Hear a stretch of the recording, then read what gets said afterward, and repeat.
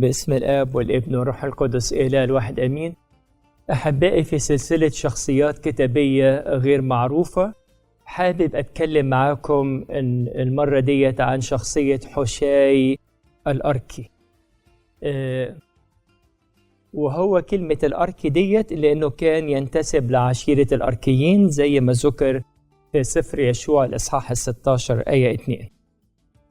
حوشاي كان شخصية معاصرة لداود الملك، كان شخصية معاصرة لداود الملك. ولما يكلمنا الكتاب عن حوشاي وإن إيه مكانته بالنسبة لداود الملك، يقول الكتاب كده في سفر أخبار الأيام الأول الإصحاح 27 آية 33: وكان أخيتوفل مشيرا للملك وحوشاي الأركي صاحب الملك.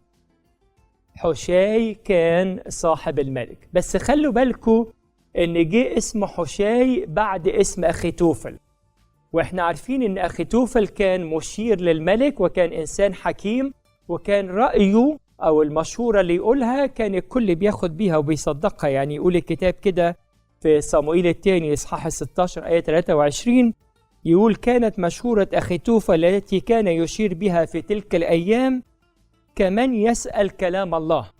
المشورة اللي كان يقولها أخيتوفل كمن يسأل كلام الله، يعني الكل وراه بيقول أمين. يعني فحوشاي الأركي لما يتحط اسمه بعد أخيتوفل اللي هو كان إنسان مشير وإنسان حكيم والمشورة بتاعته كأنها كلام ربنا، يبقى أكيد حوشاي الأركي بجانب إنه هو صاحب الملك أو صديق الملك، إنه كان برضو عنده بعض المقدرة إن يقدر يشور. يعني أنا بس باخد إن تتالي الأسماء، يعني اسم أخيتوفل وبعده اسم حوشاي، فمعناها إن ما كانش حوشاي عنده أي نوع من المشورة أو الرأي أو إنه يقدر يفكر مع الملك في شيء، ما كانش يتحط اسمه بعد أخيتوفل على طول. فده النقطة اللي بتخليني أقول إنه حوشاي بجانب إنه هو كان صاحب الملك لكن كان أيضا إنسان ذو مشورة. لكن طبعا لما أجي أتكلم عن حوشاي بجانب أخيتوفل يطلع حوشاي ولا حاجة خالص، لأن أيام كل مشورة أخيتوفل مع داود الملك أو فيما بعد مع أبشالوم ابنه اللي كان عايز ياخد الملك، اسم حوشاي ده ما كانش موجود خالص. يعني ما نقدرش نقول إن هو كان حاجة يعني تذكر يعني. لكن اللي نقدر نقوله عن حوشاي إن هو شخصية، لو عبرنا بكل الشخصيات الموجودة في حياة داود مش هنلاقي إنسان كان محب وصديق ومخلص وأمين كل الأمانة لداود قد حوشاي. فحوشاي كان لما هنشوف بقى في حياته إيه اللي عمله مع داود هنعرف قد إيه هذا الإنسان كان إنسان فعلا ما كانش حد غيره في حياة داود بكل هذه المحبة. يعني يقول الكتاب لما هرب داود من وجه أبشالوم، فطبعا كان الهروب كان بسرعة وبعجلة، وقتها ما كانش فيه طبعا لا تليفونات ولا مكالمات ولا تكس مسج ولا غيره عشان الناس بسرعة تقول لبعضها. ففين على ما حد بيروح لحد ويقول له هكذا الخبر ينتشر، فكانت الناس بتيجي تلاحق وتوصل لداود واحد ورا التاني وعيلة ورا التانية وهكذا يعني. فكان الأمر بياخد وقت شوية يعني عشان ده يحصل. فحوشاي جه لداود زي وقت ما سمع فجه جري. يقول عنه كتاب لما جه يقول إنه في صموئيل الثاني إصحاح 15 آية 32 يقول إن هو كان ممزق الثوب والتراب على رأسه. ممزق الثوب والتراب على رأسه. عارفين يعني إيه ممزق الثوب والتراب على رأسه؟ ده بالظبط كده لما يكون عندنا خلفية عن العادات والتقاليد اللي موجودة للشعب الميدل إيست، المنطقة الشرق الأوسط ديت، وفي الزمن ده في زمن داود يعني دي كانت الظواهر لما يبقى فيه ميت. يعني لما فيه ميت يبقى التراب على الراس والهدوم متقطعة من كتر النحيب والندب والبكا، بتبقى الدنيا صعبة خالص يعني. فحوشاي الأركي مجرد ما سمع إن داود ده حصل له، إن ابنه قايم عليه وإنه داود هربان وداود كمان نفسه خرج حافي والدنيا كانت صعبة قوي، حشاي برضو كان جاله وهو ممزق الثياب والتراب على رأسه، معناها أنه هو كان في حالة حزن شديد جدا على داود. بس في حاجة حصلت اللي أنا بقوله لكم دوت، أنه هو ممزق الثياب وأنه تراب على رأسه، ده إصحاح 15 من صموئيل الثاني آية 32. لكن الآية اللي قبلها آية 31 يقول الكتاب إن جه خبر لداود إن أخيتوفل مع أبشالوم. عارفين يعني إيه أخيتوفل مع أبشالوم؟ يعني أخيتوفل هيشور على أبشالوم، ومفيش مشورة لأخيتوفل بتقع ولا بيكون غلط ولا بيكون عن جهل، فبالتالي هيقول لأبشالوم يعمل صح الصح، وبالتالي يبقى داود لا حول له ولا قوة يعني في حاجة زي كده. يعني أخيتوفل الإنسان اللي كلامه كأنه كمان يسأل من الله موجود مع أبشالوم، يبقى إيه اللي هيحصل؟ طبعا داود أول ما سمع كده وقف وصلى، ودي حاجة حلوة قوي إن إحنا لما نشوف الأمر قد إيه مزعج نعمل زي داود، وقف وصلى وقال حمق يا رب مشورة أخيتوفل، اللي إحنا بنصليها في القداس في العشية ونقول ابطل يا رب مشورة أخيتوفل. يعني زي ما ربنا أبطل مشورة أخيتوفل، يبطل كل المؤامرات الأعداء وكل اللي قايمين ضد الكنيسة، يبطل الله مشورتهم زي ما أبطل مشورة أخيتوفل. وتلاقوا الشعب كله بيرد ويقول أمين، إن الله يبطل مشورتهم زي ما أبطل مشورة أخيتوفل. ليه بقول الكلام ده؟ بقول الكلام دوت عشان بقول لكم لسه داود وصل له خبر وحش جدا إن أخيتوفل مع أبشالوم، وإن دلوقتي داخل عليه حشاي الأركي وهو مقطع هدومه والتراب على راسه، وحالته صعبة جدا، حالته صعبة جدا من شدة الحزن على صاحبه وحبيبه وصديق عمره داود الملك. فأول ما جاله حشاي وعايز يروح معاه، بصوا أول حاجة داود قال له عبارة عجيبة قوي، قال له في الآية 33 قال له إذا عبرت معي تكون علي حملا، إذا عبرت معي تكون علي حملا. يعني إيه تكون علي حملا؟ انتوا شايفين المنظر اللي جاي بيه حشاي عامل إزاي؟ فحشاي عمال يندب ويصوت ويلطم ويعيط، داود في ربكة أصلا، هيقعد يهديه ويقعد يقول له بلاش بس يعني إن شاء الله ربنا يطلعنا من الأزمة ديت. داود مش فاضي لكده، فبيقول له لو جيت معايا هتكون عليا حملا، عشان أنت أصلا منهار تماما من كتر اللي حاصل، أنت منهار من الأحداث اللي حصلت. طبعا دي علامة محبة قوية جدا من حشاي لداود الملك إن هو بهذا الشكل. لكن داود قال له إن عبرت معي تكون علي حملا. تاني حاجة إن بعد ما صلى داود وقال حمق يا رب مشورة أخيتوفل، بص لقى حشاي قدامه وكأن ربنا باعت له نجاة من السماء. أول ما شاف حشاي الأركي جاي، أول حاجة قال له لو عبرت معي تبقى حملا، وتاني حاجة قال له أنا محتاجك في خدمة ضروري ومهمة جدا قوي، أنا محتاجك إنك تروح لأبشالوم وتكون هناك وتعرف لي إيه اللي بيحصل بالظبط. على فكرة ناس كتيرة حوالينا لما أجي أقول لها يا فلان أو يا فلانة أنا قصدك في خدمة، يقول لي رقبتي سدادة، رقبتي سدادة، وشاور لي على رقبته كده. بعد كده لما ابتدي أقول له اللي أنا محتاجه فيه اللي يحصل بقى، رقبته دي حصل لها ايه؟ لا يتهرب بقى من الكلام، بس معلش واصل الموضوع صعب واصل مش هقدر اعمل ومش هقدر اروح.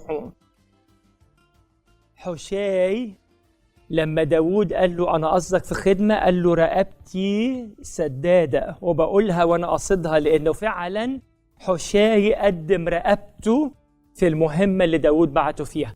انتوا عارفين اللي عمله حشاي ان هو كان ايه؟ رايح عند أبشالوم وعند كل الحاشية اللي موجودة حوالين أبشالوم، وهو في وسطهم جاسوس لداود الملك. وانتوا عارفين الجاسوس لما يتكشف ايه عقوبته، وده من زمان الزمان يعني، ان الجاسوس لما يتكشف عقوبته القتل، ملوش حل تاني، ملوش حل تاني. فلما حوشاي قبل ان يروح وينفذ المهمة اللي احطه فيها داود، كان فعلا بيقول له رقبتي سدادة، وان فعلا راح وقدم حياته وقدم رقبته لكده. وحصل بالفعل، وان حوشاي راح لأبشالوم عشان يكون جاسوس وينقل الأخبار لداود الملك. خلوا بالكم إن المهمة صعبة، مش هقول بس صعبة، المهمة مستحيلة. المهمة مستحيلة. أقول لكم ليه مستحيلة.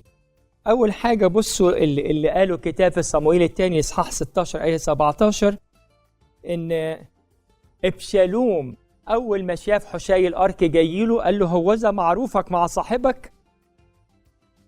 ما هو أبشالوم دوت وهو عيل صغير كده، هو شايف حوشاي ده موجود مع داود طول الوقت وقريب منه واصحاب، بيتكلموا سوا وبيروحوا سوا وبيهزروا سوا وبيتشاوروا مع بعض وبيعملوا حاجات كتيرة. فأبشالوم عارف كويس قوي إن حوشاي ده قريب جدا لداود، فقال له الكلمة دي هوذا معروفك مع صاحبك. طبعا صاحبك هنا بيقصد داود أبوه يعني. وكمان سأله ما رحتش ليه مع صاحبك، كرر كلمة صاحبك مرة تانية. فأبشالوم ازاي هيقبله وهو عارف إن حوشاي ده صاحب وصديق حميم جدا لداود؟ فالمهمة صعبة، بل زي ما أقول لكم كمان إنها مستحيلة. فالأمر صعب. لكن حوشاي عمل إيه عشان يطمن أبشالوم؟ حوشاي ابتدى يقول لأبشالوم الكلام اللي أبشالوم عايز يسمعه. احنا كل واحد فينا كده بيبقى فيه كلام عايز يسمعه، وبتبقى الناس اللي حوالينا عارفة ايه النغمة اللي احنا بنحب نسمعه. أول حاجة إن حوشاي قال لأبشالوم ازاي اروح معاه وانت ربنا معاك؟ ربنا معاك انت يا أبشالوم. طبعا بيكلم أبشالوم على انه الانقلاب اللي عمله دوت على داود أبيه ده كان حاجة من عند ربنا، فبيقول له ده ربنا معاك، اروح لداود ازاي وانت ربنا معاك؟ ده مش بس كده يا أبشالوم، يروح قايل له بقى حاجة تاني، ده كل الشعب معاك. طبعا أبشالوم فرحان ومبسوط ان سامع كلام ان ربنا معاك، ان الناس معاك، وانا كمان اهو جاي اكون معاك. طبعا لما يقول كلام زي كده يخلي أبشالوم ينبسط ان هو بيسمع الكلام دوت.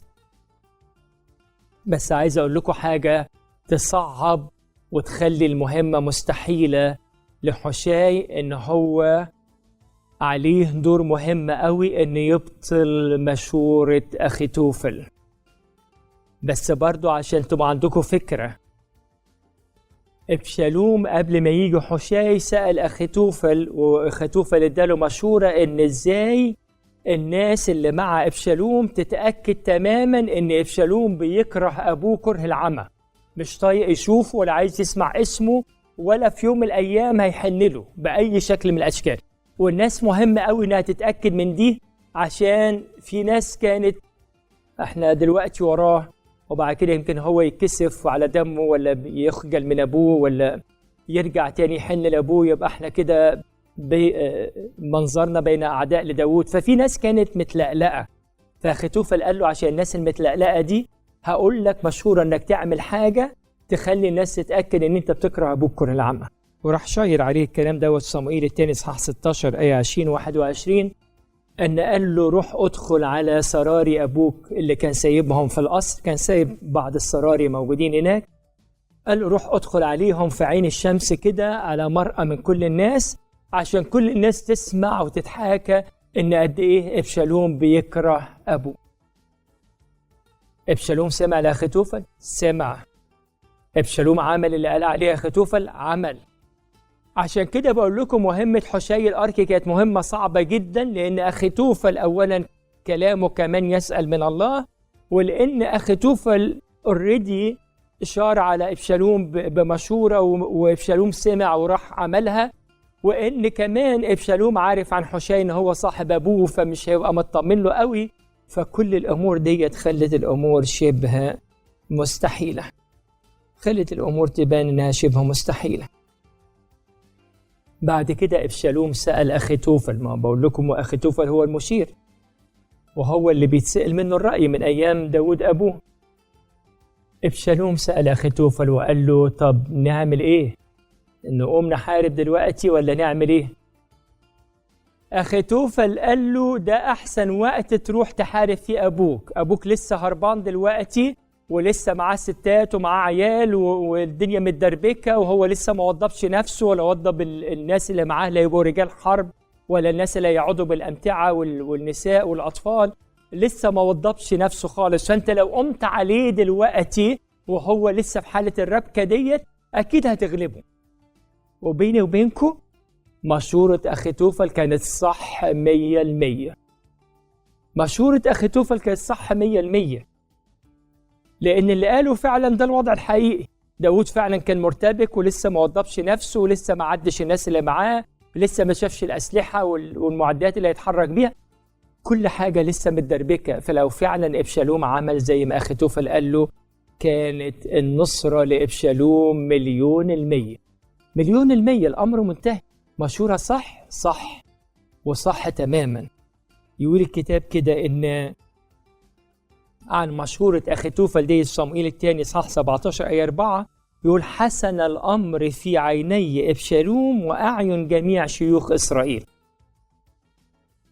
ده مش بس إن إبشالوم راح يسأل أخيتوفل ما يسألش حشي، لا ده مش بس كده، ده أخيتوفل قال له مشورة، والمشورة ديت كمان سمعها إبشالوم وسمعها شيوخ إسرائيل وشافوا إن هي مشورة ورأي سديد. يعني هو ده الحل فعلا، إن يقوم دلوقتي إبشالوم والرجال اللي معاه على داود ويقتلوه. حسن الأمر عند إبشالوم وعند شيوخ إسرائيل. لكن بصوا كده حاجة عجيبة تحصل، إن إبشالوم يقول طب نسمع من حشاي. تسمع من حشاي يا إبشالوم؟ يطلع إيه حشاي جنب أخيتوفل؟ يطلع إيه حشاي جنب أخيتوفل؟ خلوا بالكم في حاجات وإحنا لما بنعملها بأمانة وبمصداقية وبحب طاهر من القلب يد الله اللي بيكون معانا مش إحنا. إيه اللي يخلي إبشالوم يقول نسمع من حشاي الأركي مع إن المشورة جاية له من أخيتوفل، ومع إن أخيتوفل قال له مشورة قبل كده وكانت مشورة ناجحة، ومع إنه هو عارف ومصدق تماما إن مشورة أخيتوفل ديت كأنه بيسأل من ربنا؟ إزاي بعد ده كله يقول طب نسمع حشاي الأركي؟ حشاي الأركي بقى يعني كان في وضع لا يحسد عليه. أول حاجة أنا بتخيل كده إن أخيتوفل دوت واحد جاينت كده كبير قوي، وحشاي ده واحد قد كده، يعني ما مقارنة بالحكمة والمشورة والرأي السديد والاستنارة. لا، أخيتوفل كان في مكانة كبيرة قوي وحشاي ده كده. جايين بقى يسألوا حشاي على ايه رأيه، يطلعوا يحاربوا دلوقتي ولا لا، وايه رأيه في مشورة أخيتوفل. أول حاجة يروح حشاي لا باظت منه المرة دي. ايه ده؟ انت تتكلم على أخيتوفل وتقول باظت منه المرة دي؟ انت مين؟ انت مين اصلا؟ انت ايش فهمك؟ انت ايه مقارنة بأخيتوفل عشان تيجي تبتديها كده بتقول انها باظت منه؟ وبعد كده ابتدى يقول ان خلي بالك، انت عارف ابوه من ايام ما كان شاول بيطارده ما كانش بيبات مع الناس، كان يروح يهرب ويقعد في مغارة لوحده في وسط شقوق الجبال، ما كانش حد يعرف له جره، محدش يعرف داود فين. وخلي بالك كمان داود ده جبار بأس، ده محدش قدر عليه طول عمره ولغايه دلوقتي هو جبار بأس. خلي بالك كمان اللي هربانين مع داود دول جبابرة بأس، دول مش ناس اي حاجه. فلو انت النهارده رحت دلوقتي وراه، اولا مش هتعرف طريق داود، ان مش هتلاقيه في وسط الناس، ثانيا الناس اللي معاه دول جبابرة بأس، فبالتالي انت مش هتقدر عليهم. فانا اشور عليك بقى، دي مشوره حشاي الاركي لابشالوم، انا اشور عليك بقى ان انت استنى شويه كده، تجمع كل شعب إسرائيل من الشمال للجنوب ويبقى كل الجيش معاك. ولو داود احنا مش عارفين هو فين بالظبط لكن عارفين هو في البلد دي، بصوا بقى المبالغة، لكن عشان يدي الثقة لابشالوم ده احنا نحزم البلد دي ونجرها ونيجي بيها. يعني انت كده بقى لما تستنى ابشالوم وتجيب كل الجيش معاك هيبقى معاك قوة عظيمة جدا لدرجة حتى انك هتنقل البلد من مكانها وتجيبها. عمل الله العجيب، يقول الكتاب ان ابشالوم والشيوخ اللي معاه قالوا مشورة حشي الأركي أفضل من مشورة أخيتوفل. وده عمل ربنا مش عمل الناس، مش عمل حشي لوحده، لكن ده عمل الله، وده يد الله اللي شغالة دايما في الأمور. وخلوا بالكم إن عمل الله دايما بيظهر في حياتنا لما نكون في مشكلة أو في مأزق زي اللي كان فيه داود، إن أول حاجة نصلي، وده اللي عمله داود، قال حمق يا رب مشورة أخيتوفل. وتاني حاجة تخلي أبشالوم يصدق في مشورة حشي الأركي، لأنه عارف إنه حشي ده صاحب داود، وهو اللي فاهم داود كويس قوي وعارف دماغه بتفكر إزاي، فبالتالي صدق أبشالوم حشي وما صدقش أخيتوفل، لأن حشي ده قريب قوي لداود وعارف إن في مواقف زي كده يقدر يقرأ داود كويس قوي إنه يتصرف إزاي. فده اللي خلى حشي إن هو مشورته تصدق عند أبشالوم. كمان لأن حشي عمل كل ده بمحبة صادقة طاهرة نقية تجاه داود مسيح الرب، فمن أجل كل الأمور ديت الله سمح إن مشورة حشي هي اللي تثبت ومشورة أخيتوفل تبطل. وده اللي حصل، إن حشي وصل بسرعة الأخبار إنها تتنقل لداود ويعرف إيه اللي كان أخيتوفل قاله اللي هو قاله، عشان داود يجري بسرعة ويعبر النهر ويبتدي يجهز نفسه بسرعة يعني. وحصل إن نجا داود بسبب حشي الأركي. حشي الأركي مات إزاي؟ ما نعرفش، لأن بعد كده لما رجع داود لأسره ذكرت أسماء كتيرة للناس اللي رجعت مع داود وكانوا معاه، وبالأولى كان يكون اسمه حشي لأنه صديق، ولأنه أكتر واحد ائتمنه داود أنه يروح يكون جاسوس عند أبشالوم وشيوخ الشعب هناك وينقل له الأخبار، فبالتالي كان حشي أول اسم يتكتب. لكن ما لقيناش اسم حشي في الناس اللي رجعت مع داود. ربما مات قبلها، ربما أبشالوم قتله، اكتشف ان هو جاسوس لأبوه قتله، ما نعرفش. الكتاب ما قالش عن حشي انه ازاي مات، هل مات موتة طبيعية او هل مات بأي طريقة اخرى، الكتاب ما قالش. وانا برضو مش عايز ابدي رأيي في حاجة الكتاب ما قالش عنها، لكن ما نعرفش انه حشي مات ازاي، لكن انتهى. دي قصة حشي في حياة داود. بذمتكم تتمنوا يكون ليكم صاحب زي حشي ولا لا؟ تتمنوا ان يكون ليكم صاحب لما يقول رقبتي سدادة يبقى فعلا بيقصدها ان رقبته سدادة، وانه فعلا هينفذ، وانه فعلا هيحط نفسه فداك، وانه هيعمل المستحيل عشانك. حشي الأركي كان الصاحب والصديق اللي اتقال عليه صاحب صاحبه فعلا لداود الملك، واللي عمل اللي محدش يعمله، وحط نفسه في مخاطرة تمنها حياته، مش تمنها عقوبة ولا أذية ولا مخاطرة ولا أي حاجة، لا تمنها حياته. لكن عمل كده لأنه كان بيحب داود محبة كاملة ومحبة قوية ومحبة نقية. أحبائي، أنا أتمنى أن يكون عندي صاحب وصديق زي حشي، وأكيد كل واحد فيكم يتمنى أن يكون عنده صاحب وصديق زي حشي الأركي. ربنا يدينا ان احنا نكون مخلصين لبعض درجة الإخلاص القوية اللي كانت موجودة عند حشي، ونكون في المحبة الحلوة اللي قدمها حشي لداود الملك. لإلهنا كل مجد وكرامة في كنيسته الآن وإلى الأبد، آمين.